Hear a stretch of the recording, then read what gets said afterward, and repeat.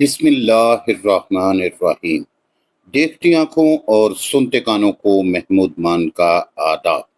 اپنی اس ویڈیو میں ہم 9th کلاس کے لیے اردو کی درسی کتاب کے سبق نمبر 15 نظم، کرکٹ اور مشاعرہ کے شعر نمبر 4 کو درست تلفظ کے ساتھ پڑھنا اور اس کی تشریح کرنا سیکھیں گے۔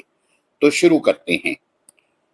وہاں بھی کھیل میں نو بال ہو تو فاؤل ہے، وہاں بھی کھیل میں نو بال ہو تو فاؤل ہے، جہاں بھی شعر میں حمال ہو تو فاؤل ہے، جہاں بھی شعر میں احمال ہو تو فاؤل ہے۔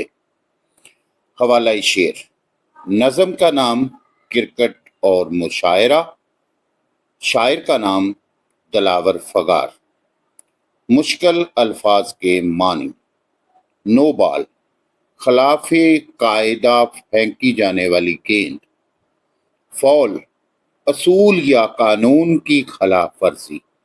احمال کے معنی ہیں بے معنی ہونا۔ مفہوم۔ کرکٹ میں نو بال فاؤل کہلاتا ہے، اسی طرح مشاعرے میں بھی شعر کی خرابی فاؤل کہلاتی ہے۔ تشریح۔ تشریح طلب شعر میں شاعر دلاور فغار معروف مزاحیہ شاعر جو ہیں اور طنز و مزاح میں منفرد مقام رکھتے ہیں، انہوں نے معاشرے کے عام اور چھوٹے چھوٹے مسائل کو بڑی خوبصورتی کے ساتھ اپنی شاعری میں استعمال کیا ہے۔ لکھتے ہیں کہ کرکٹ کے کھیل اور مشاعرے میں موازنہ بہت زیادہ مماثلت رکھتا ہے کہ دونوں چیزیں ایک ہی جیسی ہیں، دونوں میں کھلاڑی ہوتے ہیں، فرق صرف یہ ہے کہ ایک کو کھلاڑی اور دوسرے کو شاعر کہتے ہیں۔ دونوں میں فیصلہ کرنے والے جج ہوتے ہیں، ایک جگہ وہ امپائر کہلاتا ہے اور دوسری جگہ اسے صدر نشین کہا جاتا ہے۔ دونوں میں کچھ اصول و ضوابط طے ہوتے ہیں، ان سے انحراف فاؤل کہلاتا ہے۔ کرکٹ کے کھیل میں اگر کوئی بولر قواعد و ضوابط کے خلاف بال کرواتا ہے، یعنی نو بال کرواتا ہے، تو فاؤل ہو جاتا ہے، وہ بال شمار نہیں کی جاتی اور مخالف ٹیم کو ایک پوائنٹ مل جاتا ہے، ایک سکور مل جاتا ہے۔ اسی طرح مشاعرے میں بھی اگر کوئی شاعر شاعری کے اصول اور قانون کی خلاف ورزی کرے یا زبان و بیان کی کوئی غلطی کرے تو یہاں بھی فاؤل ہو جاتا ہے۔ شعر کو بے وزن، بے بہر، بے معنی اور مبہم قرار دے دیا جاتا ہے، گویا یہ بھی کرکٹ کی نو بال کی طرح کا ہی ایک فاؤل ہے۔ کرکٹ میں اگر باؤلر کے قدم مقررہ لائن سے آگے نکل جائیں یا اس کی کروائی گئی بال سر کے اوپر سے گزر جائے تو نو بال کہلاتی ہے۔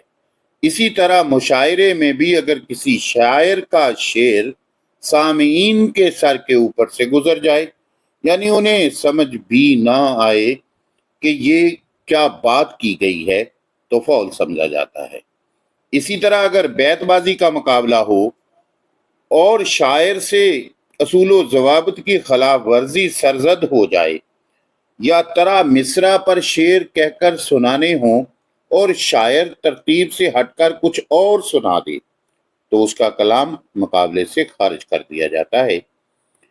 عزیز طلبہ، گویا یہ بھی ایک طرح کا فاؤل ہوتا ہے۔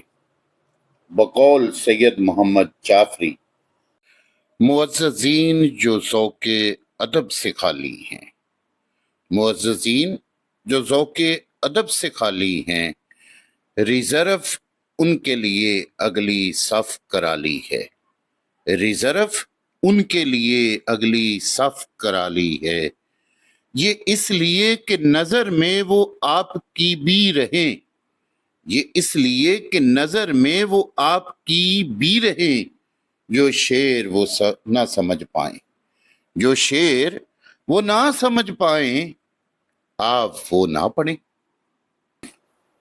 अलगर्ज शायर ने बड़ी खूबसूरती से क्रिकेट और शायरी की इस्तिलाहात इस्तेमाल की हैं और मज़ाहिया अंदाज में तंज की है कि मुशायरे में भी क्रिकेट के खेल की तरह के कानून होते हैं। यहाँ शेर की खूबियां देखी जाती हैं, बल्कि सामीन की वाह वाह को देखा जाता है। जिस शेर पर सामीन ने ज्यादा दाद दी हो वो अच्छा समझा जाता है, चाहे इसमें कोई मानी और कोई खूबी ना हो। जो शेर सामीन की समझ में ना आया हो, चाहे वो कितना ही बलीग और आला म्यार का हो, उसे बुरा शेर समझा जाता है। यही वजह है कि अल्लामा इकबाल इब्तिदा में मुशायरों में शिरकत के लिए जाते थे, फिर कुछ अरसा बाद मुशायरों में जाना तर्क कर दिया। एक बार चिराग हसन हसरत ने अल्लामा इकबाल रहमतुल्लाह अलैह से मुशायरों में शिरकत ना करने की वजह दरियाफ्त फरमाई, तो अल्लामा साहब ने मुशायरों पर तबसरा करते हुए फरमाया, उर्दू शायरी को इन मुशायरों ने नुकसान पहुंचाया। सामीन की दाद को शेर के हुस्नो खामी का मेयार समझा जाता है।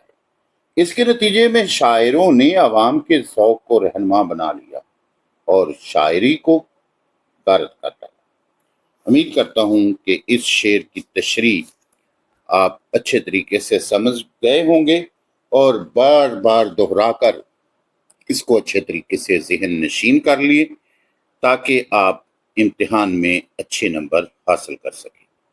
अजीज तुलबा, अच्छी बात सुनकर दूसरों तक पहुंचाना सदका जारिया है। मैं उम्मीद करता हूं कि आप अपने साथी तालिब इल्मों के साथ, दोस्तों के साथ, अपने क्लास फेलोज के साथ और अजीज रिश्तेदारों के साथ इस वीडियो को ज़रूर शेयर करेंगे। इसी के साथ इजाज़त। अल्लाह हामियो नासर।